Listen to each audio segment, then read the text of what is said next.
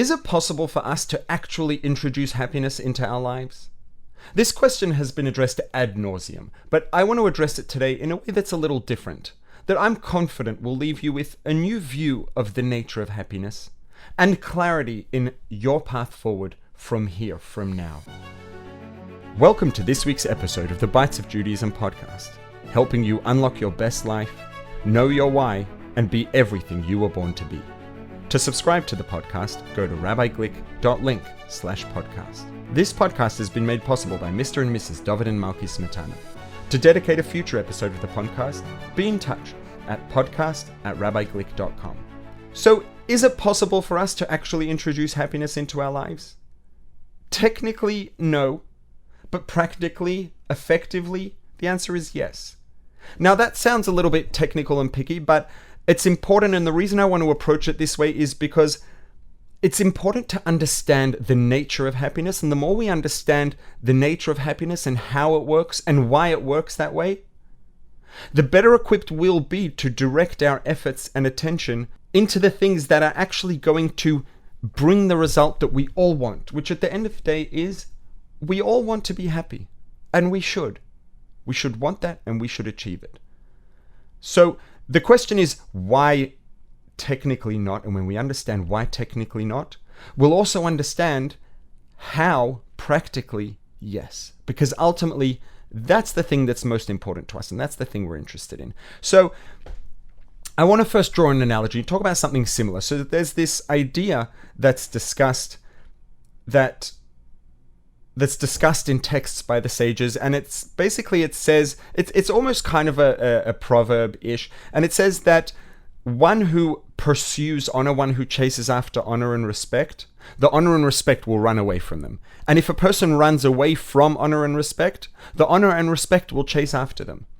Now, this sounds like maybe it's a nice thing and it's a good reward, and the reward for running away from honor and respect is that it chases after us, and that the punishment for chasing after it is that, it runs away from us. But it's not just a reward and punishment situation. It's actually a basic human nature situation, and it's really common sense once we understand how it works and why. Think about it for a minute. Think about, are there people in your life who you really have a deep, profound respect for, people you really look up to? And if you think about, if you're lucky enough to have someone in your life who you respect profoundly, chances are that if you stop and think for a minute, you'll realize that this person is someone who is honestly and authentically dedicated and committed to something that they believe in, and something that they're pursuing, something they're trying to make into a reality, and that they're dedicated wholeheartedly to the pursuit of that thing that they believe in.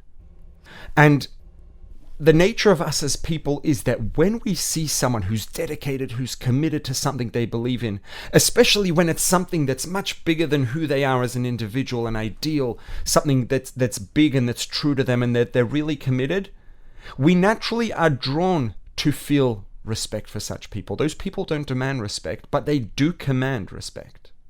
It's natural. And when we see someone who's, behaving in the way they're behaving because they're trying to earn respect and honor, respect and honor is the last thing we're going to feel for such a person. Even if we don't consciously, stop and think, well, is this person trying to chase respect and honor or not? But the bottom line is, when someone's chasing respect and honor, we can smell it from a country mile away, subconsciously, and we're not likely to actually feel respect for a person when they're trying to get it. So the bottom line is, the nature of respect is that if someone is chasing respect and trying to get respect, it's going to run away from them. We're not likely to be inclined to feel a large degree of respect for someone that's trying to earn respect and honor, because that's not what makes us feel respect for someone. That's not what makes us honor people. The thing that makes us feel respect and honor for someone naturally is when they're not chasing the honor and they're not interested in respect. What they're chasing after is the realization of that thing that they believe in, and that they're dedicated and committed to it. So the reason that honor and respect run away from the person who's chasing after them and chase after the person who's not looking for them, who's running away from them, is not just an issue of reward and punishment. It's a matter of nature. Because the thing that makes us feel respect and honor towards someone, the thing that makes us feel respect towards someone and to honor them does not include trying to get honor and respect. Trying to get honor and respect is to a degree the opposite of the thing that makes us feel honor and respect. So if a person's chasing honor and respect, by definition, they will not get it. Because chasing honor and respect is the opposite of the thing that makes people feel honor and respect for someone. So the intentional pursuit of honor and respect is self-defeating by definition and by its nature, not just as a reward and punishment. That's the nature of the way it works. That's human nature. And the same thing is true of happiness. And this is why it's so easy to get caught up in chasing happiness, in the pursuit of happiness, and to feel like the more we run after it and work so hard and try to be happy, to become happy, the more elusive it becomes. Because the nature of happiness is such that which causes happiness does not include chasing happiness, does not include trying to be happy. And if we're caught up in the pursuit of happiness, if we're caught up in trying to become happy, it will not lead to happiness. And this is so important to understand. I want to talk about why that's the case, about what is the nature of happiness that makes this be the case. And this is why I started off saying that technically, no, we can't introduce happiness proactively, because happiness doesn't work that way. But effectively we can. Once we understand how it works, if we can let go of the pursuit of happiness, because the pursuit of happiness is self-defeating by definition, by the nature of happiness, and instead get involved in the things that do cause happiness, that's the way that we can actually achieve happiness.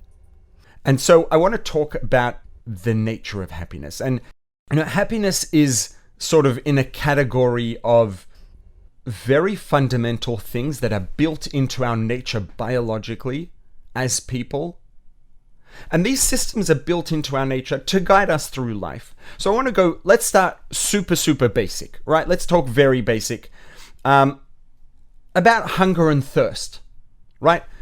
I want to talk for a couple minutes about the nature of hunger and thirst and how they work and why they work that way, right? So it's very simple and obvious. If a person doesn't eat, if a person goes too long without ingesting nutrients, obtaining nutrients, calories, etc., they're going to get malnourished. And obviously the road outcome of that, God forbid, is not good. And the same thing is true of water. In fact, the danger with water, the need for water is more urgent than the need for food. If a person doesn't intake any water, they will relatively quickly and a lot faster than they'll get hungry and malnourished, they will become dehydrated. And obviously the outcome down the road of being dehydrated is not good, God forbid. So what our bodies do, right? How are we protected from becoming hungry and thirst, or from becoming dehydrated and malnourished? It's very simple. Right? As we approach becoming dehydrated, we feel thirsty. As we approach malnutrition, hopefully well before that, we feel hungry. Now, where do we feel thirst, right? When a person feels hungry, where do you feel it? You feel it in your throat, in your mouth, your lips, your tongue, maybe when it gets more extreme, right? But when we feel thirsty, we feel this dryness maybe in our mouth and throat, and we want to drink something. We want to have a drink.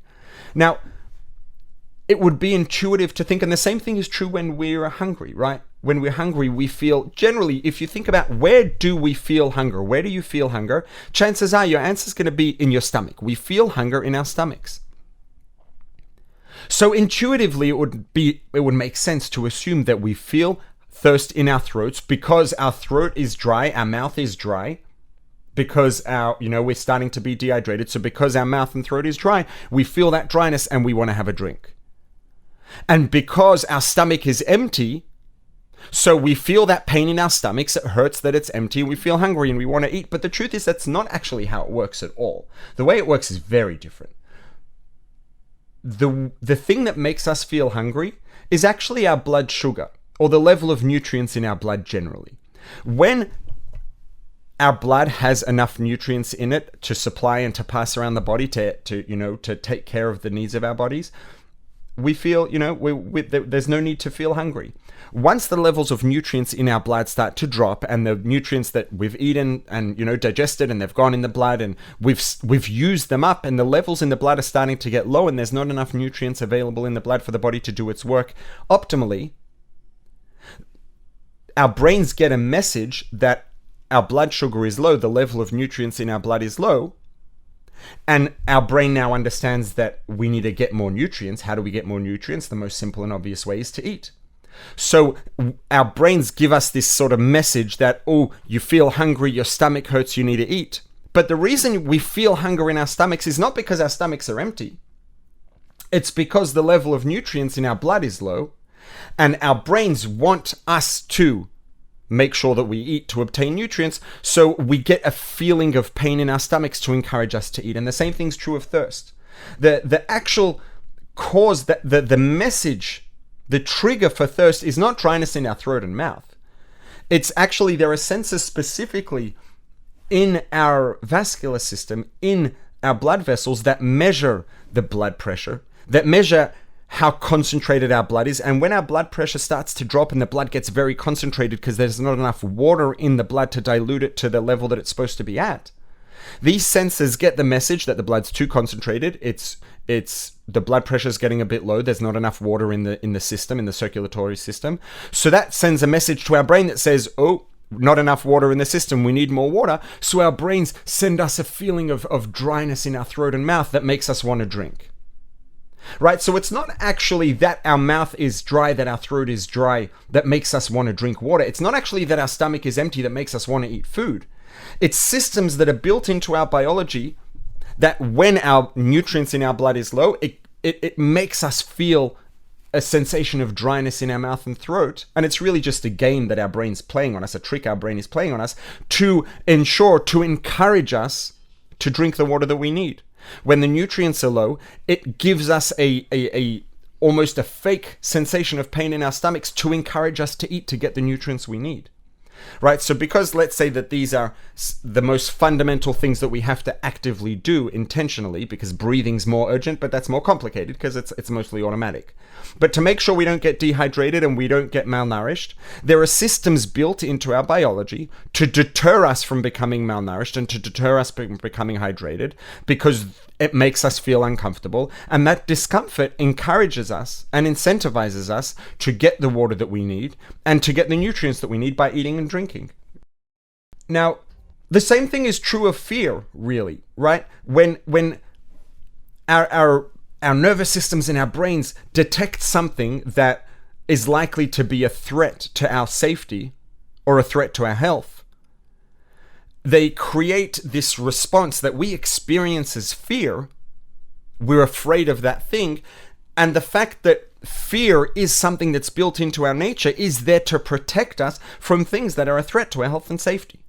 So these are just a few basic, relatively simple examples of systems that are built into our biology, into our nature as humans, to deter us from things that are not going to take us in the direction that we need to go, and that are going to encourage us to go in the direction that we do need to go. And these are, thirst, hunger, fear. These are, let's call them primarily deterrents, right? They deter us. They give us discomfort or fear, which keeps us away from the thing that's not good for us. And there are, other systems that fundamentally the same kind of thing, but maybe we could, describe them as, rather than deterrents, they're incentives that are there to encourage us to do the things, that are good for us and the things that are going to take us in the direction that we should be going. And they encourage us to go that way. And these are going to be things like, probably, some of us are familiar with endorphins, dopamine, serotonin also to a degree, right? These are our neurotransmitters, call them hormones, maybe some of them. These are things that are built into our nature. They're part of the way that our biology manages our behavior, right? So they're there to manage the way we behave by encouraging us to do the things that we should be doing. And unfortunately today there are things, our phones and social media have been intentionally engineered to hijack these systems, which is why they're so powerful and they're so so powerfully addictive, and we become so dependent on them because what they've done is they've been intentionally designed to hijack the systems that are built into our biology to encourage us and to push us towards things. And they're hijacking them and making them push us and encourage us to do things that are, ultimately going to drive us towards using our phones and spending time on social media and making money for those companies. But the systems themselves are not bad at all. They're very good. Community is one, right? Community is good for us. Now, before we talk about the way in which community is good for us at a personal level, let's talk about the way that community is good for us at a very technical level. So community is good for us because being part of a community makes life more efficient, right? When we're part of a community, we can each take different roles within that community, which means we can use our efforts and our talents more efficiently because we're part of a team that's working together. We can share resources with each other. We can have each other's back and support each other and protect each other, etc. So at a very technical level, community is a good thing. And that's the reason, or that's a big part of the reason why community is good for us at a personal level. And as humans, as people, we crave community because community is good for us technically. There are systems built into our biology to encourage us to connect and to become part of a community and to behave as part of a community. And we crave companionship and community. And acting as part of a community gives us a sense of reward by altering the levels of different hormones and neurotransmitters, etc. So because community is good for us, our biology is designed and to reward us for engaging in communal life and being part of a community, to encourage us to do it because it's technically good for us and it's technically efficient and effective.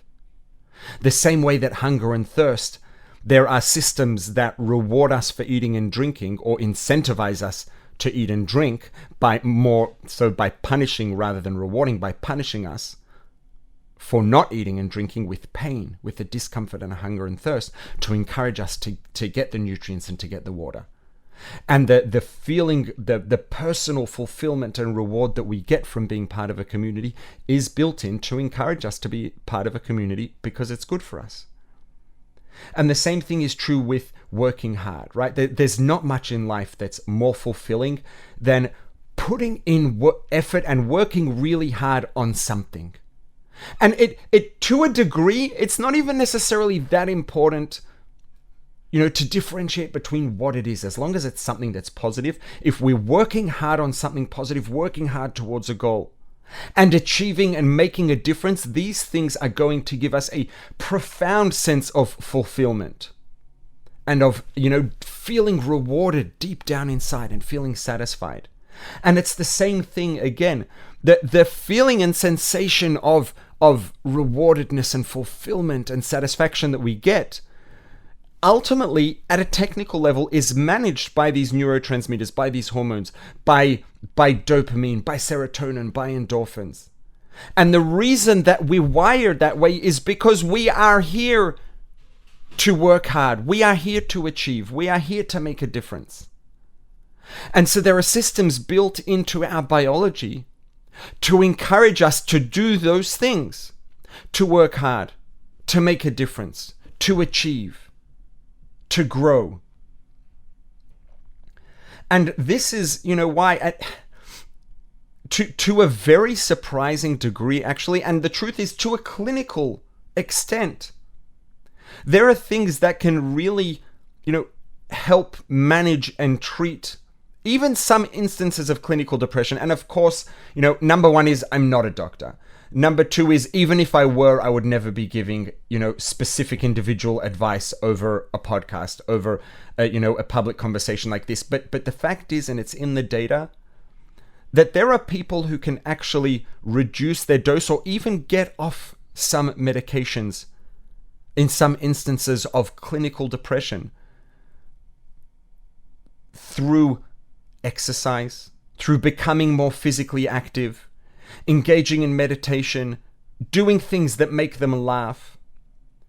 Because these sorts of things, becoming, committing to a cause and working hard and it being dedicated to it, because these things, doing the things that we're supposed to be doing, the things that we're, meant to be doing naturally and biologically, are going to encourage our biological systems inside to give us those rewards and to increase levels of serotonin and endorphins and dopamine, which are going to make us feel better, and oftentimes, generally speaking, clinical depression is going to be associated with, some sort, for whatever reason, some sort of dysfunction of these sorts of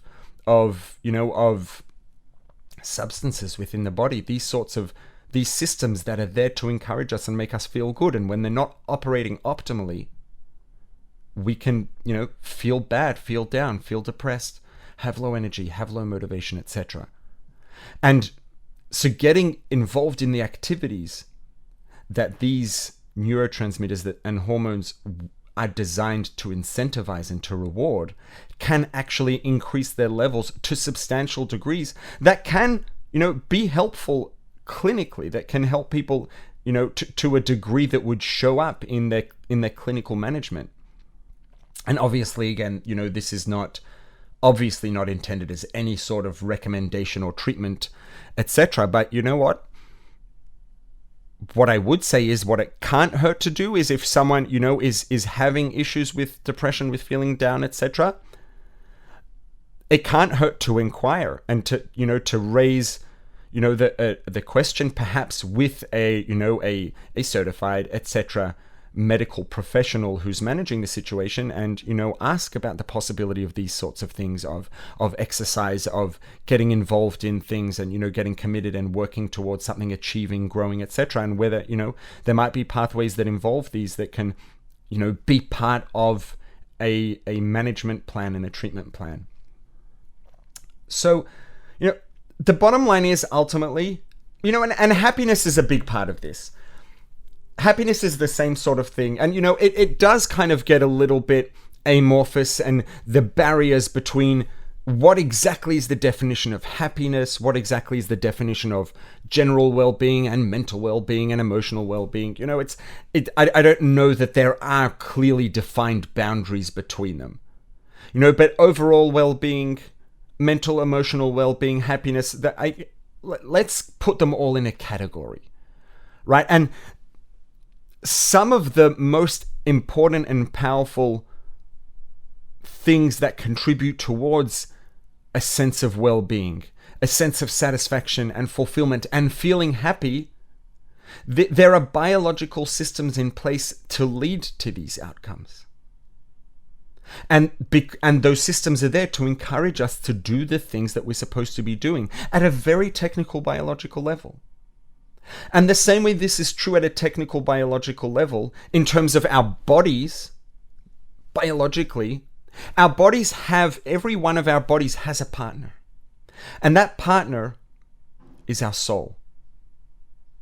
And our body and our soul are partners by definition. And we wouldn't be a person if either of them were missing. A body without a soul isn't a person, and a soul without a body isn't a person either. We are who we are because we have a body and a soul that are working together as partners, that have become one entity comprised of both body and soul together. And the nature of our souls is equivalent and very similar in many ways to the nature of our bodies. And the same way that our bodies have functions and objectives and purposes that they're here to achieve, the same is true of our souls. And they come together to form a combined purpose and function and set of goals. And the systems that encourage, there are, let's say, maybe parallel systems of deterrent and encouragement in both, and ultimately they come together and they work together. There's a synthesis of the systems the same way that there's a synthesis of the body and the soul in a person. And the more we're involved in and dedicated to and focusing on the things that we're supposed to, the reason that we're here, both biologically for our bodies and for our souls, and ultimately they do come together, The more that we focus on those things and more that we're making progress on those things, the more we're involved in those things, the more our bodies and our souls are going to kick in and activate those reward systems to encourage us to do more of those things, because that's what those reward systems are there for, technically. The same way that, when a person is thirsty, what does the person do? They drink, and because the thirst is there to encourage them to drink, when they drink enough, the thirst goes away. The hunger is there to encourage us to eat, so when we eat, the hunger goes away. That's true of deterrence. With rewards and incentives, it's the opposite. Dopamine, serotonin, endorphins, etc. All these reward systems are there to encourage us to do the things we're supposed to do and the things that are good for us by making us feel a sense of reward when we do them, right? You do brutally hard exercise, generally after you do really, really hard workout. What happens? You feel amazing, you feel energized, you feel motivated, you feel, high. Why? Because when we work hard, when we do that exercise, the endorphins start, really the level of endorphins in our systems go up, and we have all of these positive sensations, and that encourages us to do it again because we got a reward. The same way that rewards can be used, to encourage children to behave a certain way, with treats and prizes, etc. And, just the fine print there is obviously that, just giving kids tons of prizes and rewards and training children to do things for bribes is very unhealthy. But at the same time, intentionally, and strategic use of rewards and prizes, etc., and treats can be very, very helpful in encouraging children to behave in a certain way and training them to behave in ways that are best for them in the long term.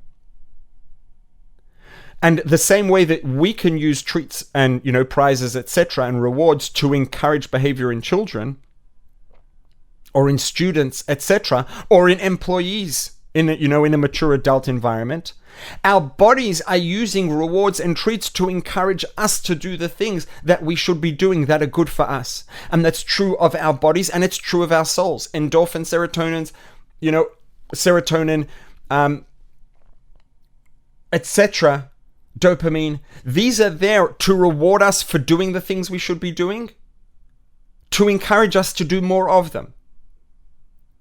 So when we get involved in the things that we're supposed to be doing, that is going to activate the innate reward systems that are there to encourage us to do more of these things. And the more we do them, the more our bodies, the more our souls will reward us for doing them. So let's focus on the soul a little bit, technically just for a minute. What is it that our souls want us to be doing? Our souls want us to be ultimately becoming better people, becoming more in touch with our purpose, becoming more in touch with divinity, making the world a better place, uplifting the world, introducing divinity into the world. And the technical systems built into the nature of our souls are going to reward us for doing those things. And, all of this is actually, incidentally, very relevant to the counting of the Omer. Right now, we're counting the Omer Sfiras, so Omer, we're counting the 7 weeks that go from the second day of Pesach, of Passover, till Shavuos. And we actually read about it just in this last week's Torah portion as something very interesting. The Torah says two things. It says, and you shall count for yourself 7 weeks, i.e. 49 days. And then on the 50th day, we have Shavuos. And that's what we do, right? The counting of the Omer, on the second night of Pesach, we count day number 1, and we count 7 weeks, 49 days, and then the 50th day is Shavuos. But the Torah also says, and you shall count 50 days. So on one hand, it's telling us to count 49 days. It's also telling us to count 50 days, and we get... technically, if you count 50, you also counted 49, but that's not what it means when it says count 49. And we actually do count 49 days. And the message here is something that's, it's subtle and it's nuanced, but it's so important. And the message here is that, we count 49 days. What happened on Shavuos on the 50th day? The Torah was given. Hashem gave us the Torah. Hashem gave us access to divinity in the Torah. That's not something we could ever create. That's not something we could ever do on our own. That's not something we could ever achieve on our own. What we can do is prepare. We can do what we are supposed to do for 49 days. And when for 49 days we count those 7 weeks and we do what we're supposed to, then on the 50th day, there is something that will happen that we are not able to do ourselves. It's a technical impossibility for us to take the Torah if Hashem hadn't given to us, if God hadn't given to us. We cannot take divinity unless it's given to us to give us that opportunity. What we can do is do our bit. And when we count those 49 days, the 50th day happens. There's something that happens as a result. There's a phenomenon that will emerge as an outcome of us counting our 49 days. And even though we can't actually make that 50th day happen, we could never have, given ourselves the Torah or taken it if Hashem hadn't given it to us. The bottom line is Hashem gave it to us because we counted those 49 days and we did that preparation and we went through that journey. So we did facilitate the 50th day. We couldn't make it happen actively. We don't have the ability to manage it, to control it, but we can facilitate it by laying the groundwork. And that's why the Torah, in addition to saying you will count 49 days, it also says you will count 50. Because the 50th day is something that we have facilitated and made possible by counting the 49 days. So we don't technically count today is 50 days. The last time we count is 49. But ultimately, we have counted our way to that 50th day, and our counting has made the 50th day happen. So in a sense, we have counted that 50th day also. We have counted that 50th day into being by laying the groundwork so it could emerge. And the exact same thing is true of happiness. The nature of happiness is that to pursue happiness is self-defeating. Because happiness is something that's built into the nature of our bodies and of our souls as a reward for doing what we're supposed to be doing to encourage us to do more of that. And what we are supposed to be doing doesn't include trying to be happy and pursuing happiness. Now, just to clarify, that doesn't mean that happiness is bad or wrong, God forbid, or there's anything wrong with it. We should all be happy. And, I pray that every one of us has happiness every day of our lives, and that happiness just continues to grow and to become stronger and greater and more profound. But that's not our job, is not to pursue happiness. So pursuing happiness by definition will not be rewarded with happiness. Happiness is a biological phenomenon that is there to a degree. It's an outcome of biological phenomena, let's say, that are there to reward us for doing what we're supposed to be doing. Which is why being part of a community is rewarding at a very deep personal level. Because that reward is there to encourage us to do that because it's good for us and it's what we're supposed to do, ideally. Because it's good for us at a technical level. We are supposed to work hard and grow and achieve and make a difference. So when we work hard and grow and achieve and make a difference, we are activating those rewards, both biologically in our bodies and spiritually in our souls. Those rewards that are there to encourage us to do more of those things by rewarding us when we do them. So happiness is not something we can make. It's not something we can technically achieve or introduce, but we can make it happen. We can engage in that which results in happiness. And coming back to the example that we talked about before, I was talking about, pursuing honor and respect. Let's say hypothetically, right? There's someone who says, I'd love to be honored and to have people respect me. And they're trying, and they see that the more they try, the less people actually respect them. And, maybe they get a bit discouraged and down, and then they stop and think, and maybe they talk to someone who enlightens them, or they learn about it, whatever it is, and they realize, yeah, you know what? That's not how respect works. Trying to get respect doesn't cause respect, because that's not the way respect works. And the pursuit of respect is self-defeating. So if I really want people to respect me, I'm going to have to actually be someone who's involved in and dedicated to good things. And then they stop and say, yeah, maybe I should get involved in those kinds of things. And then they start getting involved in them. And then the nature of being involved in these sorts of things is, that it is rewarding, and it does encourage us to get more and more involved and more deeply involved and more actively involved, etc. Or at least it can and often does. And when that happens, this person starts to forget about the fact that the reason they started down this course was to get honor and respect, and they get more and more involved and more engaged with this pursuit. And then ultimately they end up becoming someone who's really dedicated, and they end up having people actually respect them. And the way that they did get there, and the reason they did get there, was because they wanted that respect and honor. Then they understood how it works and realized they have to let go of that and just get involved in those things. And obviously, if we want to get real, at the beginning when they get involved in that, it's probably to a degree, colored and with an ulterior motive, because they're trying to pursue respect by means of doing that which does bring respect.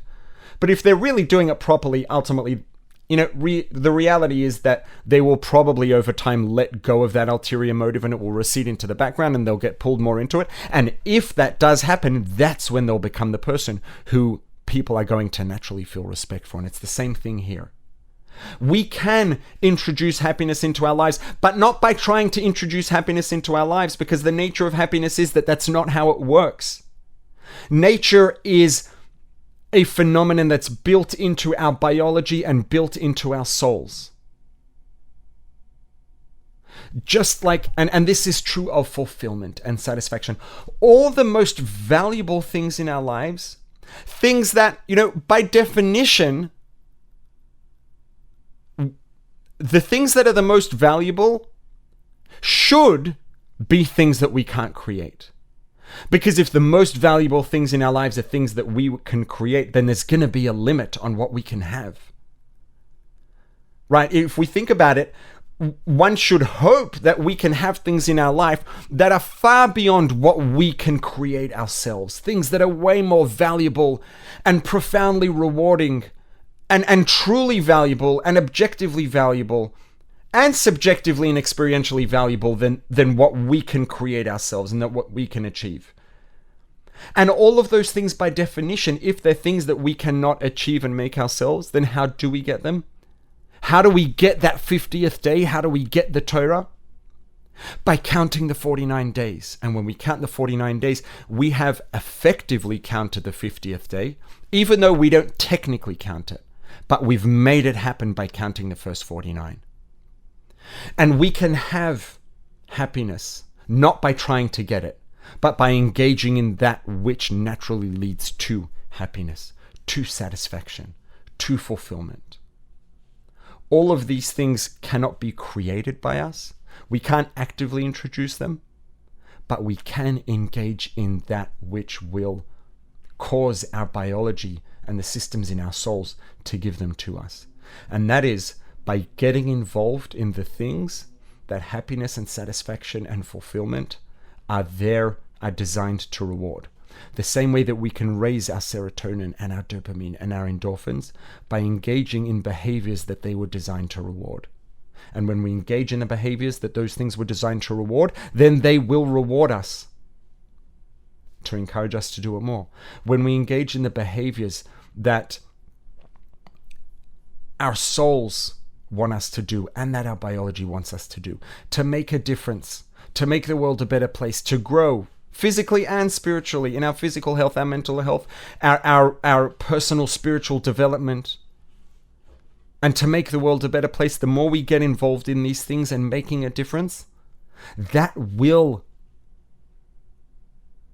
won't create happiness, but it will result in happiness, because that will activate the reward systems in our bodies and in our souls that will give us that fulfillment and that satisfaction and that well-being and that happiness. So ultimately, the way to maximize our happiness is to maximize the realization of our purpose. And the more we fulfill our purpose, the more we fulfill what our bodies and souls want from us, the more they will reward us, the more we will activate those innate reward systems, and the healthier we'll be and the happier we'll be. Don't forget, quickly please, if you haven't subscribed yet, hit the subscribe button, then click on the notification bell to make sure you see videos in the future. And please share this video wherever you share videos, on social media, on WhatsApp status, wherever it is that you share things. Share it around to help the message reach more people, please. Thank you. Really appreciate it. This has been the Bites of Judaism podcast. If it hit the spot, tell your friends about it. You can subscribe on all major podcast platforms at RabbiGlick.link/podcast. If you'd like to dedicate a future episode of the podcast, send an email to podcast@RabbiGlick.com. See you next time.